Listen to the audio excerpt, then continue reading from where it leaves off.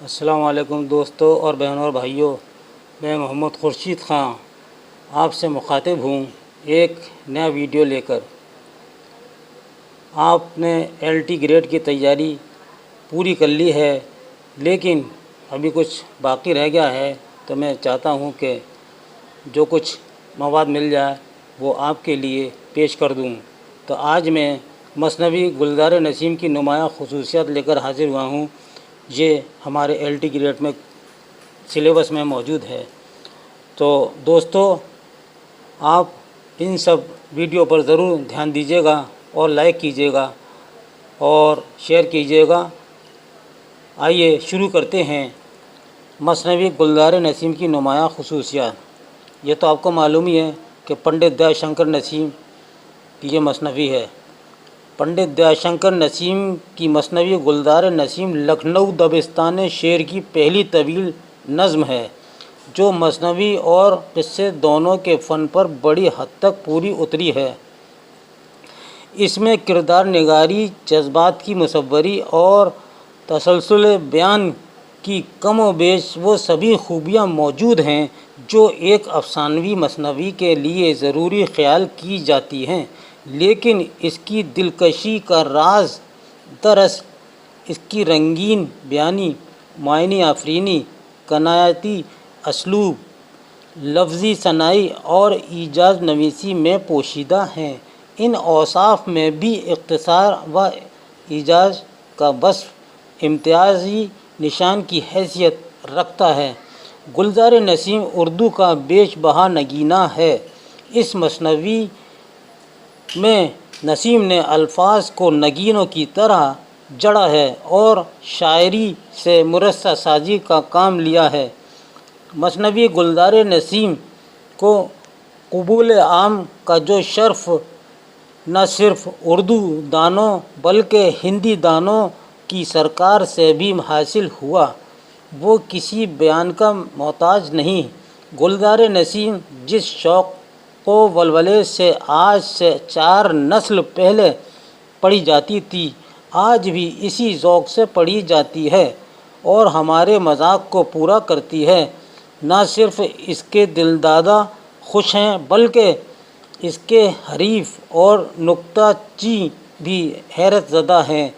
دلی کی سادہ سلیس اور رواں زباں کے مقابلے میں لکھنؤ نے مرصع زبان کو فروغ دیا اور صنائع بدائع سے اس کو سجایا سنوارا گیا۔ گلزار نسیم کی سب سے اہم خصوصیت اس کی یہی زبان ہے۔ بعض ایسی چیزوں کی تصویریں بھی گلزار نسیم میں آ جاتی ہیں جن کا تعلق عام احساسات و نظریات سے ہے اور جن کا کوئی تصور ہمارے ذہن میں نہیں آ سکتا، لیکن نسیم چونکہ ایک عظیم شاعر تھے، اس لیے انہوں نے نظریات و خیالات کو بھی بعض جگہ مجسم کر دکھایا ہے۔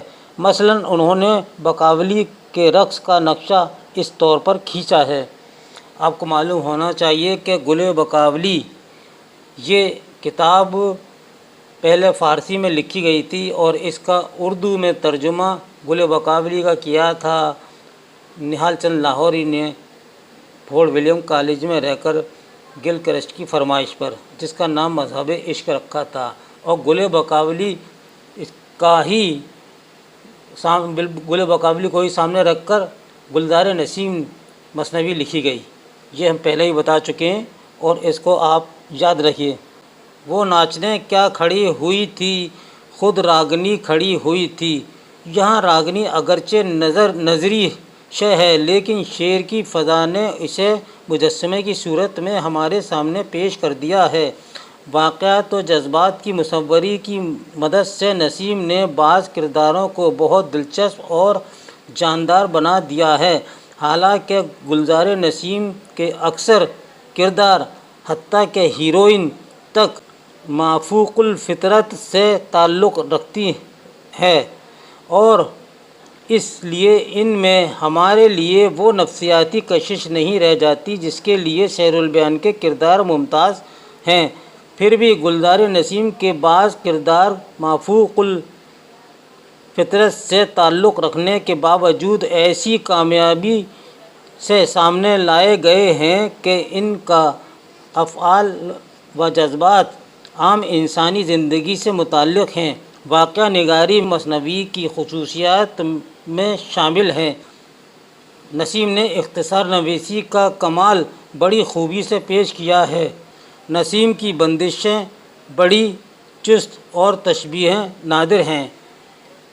آپ کو یہاں یہ بھی ہم بتانا چاہتے ہیں کہ عبدالحلیم شرر نے دل گداز میں مثنوی سیر البیان پر تبصرہ کرتے ہوئے کچھ اعتراضات لگائے تھے۔ جو اعتراضات کیے، اس سے ادبی حلقے میں زبردست ہنگامہ ہوا۔ چکبست لکھنوی نسیم کی شاعری کے رسیا تھے، اس لیے معرکہ شرر و چکبست شروع ہو گیا۔ مولانا نے اس معرکے میں یہ بات بھی ثابت کرنے کی کوشش کی کہ یہ مثنوی آتش نے لکھی ہے۔ غرض اس ادبی معرکے سے سب واقف ہیں، یہاں اس سے بحث نہیں، چونکہ مثنوی نسیم کے نام سے شائع ہوئی اور اس کے شاعر ہونے سے کسی کو انکار کرنے کی جرات بھی نہیں ہو سکتی۔ جو شہرت اس مثنوی کو ملی وہ اس کا علم کسی سے پوشیدہ نہیں ہے۔ گلزار نسیم اردو کی ایک عظیم مثنوی ہے۔ اس میں نسیم نے جو زبان استعمال کی ہے، اس میں رعایت لفظی کا پورا خیال رکھا گیا ہے۔ تشبیہیں و استعارے اس مثنوی کی خصوصیات ہیں، اس لیے یہ کہنا بیجا نہ ہوگا کہ مثنوی سیر البیان دبستان دلی اور گلزار نسیم دبستان لکھنؤ کی نمائندہ مثنویاں ہیں، مگر گلزار نسیم کی ایک خوبی اس کا اختصار اور ایجاز بھی ہے۔ گلزار نسیم لکھنوی میں دبستان شعر کی پہلی باضابطہ اور باقاعدہ مثنوی ہے۔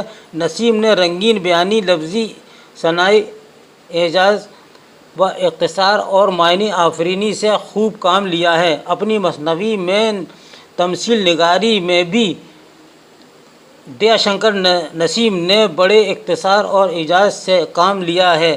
کئی لوک کہانیاں اور دیو مالائی کہانیوں کو وہ بڑی ہی روانی کے ساتھ ایک شعر میں بیان کر کے بڑا وسیع پس منظر فراہم کر دیتے ہیں۔ دیا شنکر نسیم کی مثنوی گلزار نسیم لکھنؤ کی پرتکلف، پرتسنہ اور آرائشی زبان و بیان کا ایک خوبصورت کرشمہ ہے۔ اس مثنوی نے دیا شنکر نسیم کے نزاکت خیال کو بھی ایک بلند مقام پر پہنچایا ہے، اور پھر متناسب الفاظ یعنی تناسب رکھنے والے جو الفاظ ہوتے ہیں، اس کے یہ معنی ہیں کہ باہم نسبت رکھنے والے تناسب الفاظ اور تراکیب سے انہوں نے اپنے شعروں میں جو رنگینیاں پیدا کی ہیں، یہ ان کی نمایاں خصوصیات ہیں۔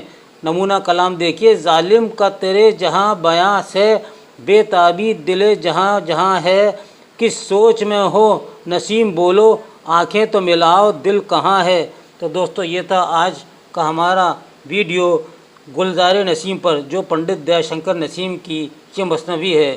دوستو، دو ہی مثنویاں مشہور ہیں، سیر البیان اور پنڈت دیا شنکر نسیم کی گلزار نسیم۔ اس کے ساتھ ہی اپنے دوست محمد خورشید خان کو اجازت دیجیے۔ اللہ حافظ۔